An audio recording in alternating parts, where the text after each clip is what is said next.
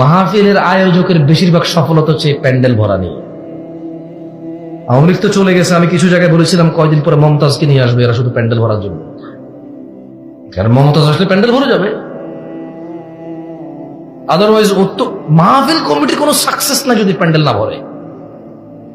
মাহফিল কমিটির সাকসেস প্যান্ডেল পরিপূর্ণ করা, শ্রোতার সাকসেস তার পছন্দের হুজুরের সাথে হ্যান্ডশেক করা, ধাক্কাধাক্কি করা, ছবি তোলা।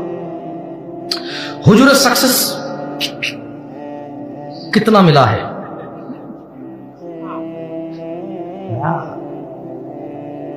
তারপরে ক্যামেরাম্যানের সাকসেস কোন কথাটা ভেজেল্লা করে দিছে, যেটা ইউটিউবে আপলোড করলে আকাশ বাতাসে আগুন ধরে যাবে, হাজার হাজার কমেন্ট আসবে, ওর পেজের রিচ বাড়বে, এঙ্গেজমেন্ট বাড়বে, আর খালি মানে জানাবে বিচারের এই ন্যাংটা নাচ গান দেখায় শুধু টাকা আর টাকা।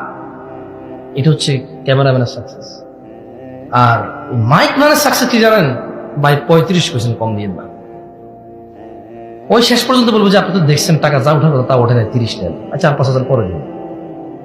ওর পরে পুরো বছর যেখানে দেখবে ভাই আমার টাকাটা, ওর একটা আনন্দ লাগে খুঁজতে, ওর কাছে টাকা পাই।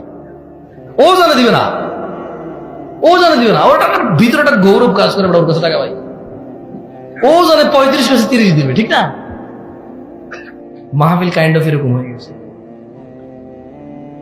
আল্লাহ আমাদেরকে আশ্রয় দান করুন।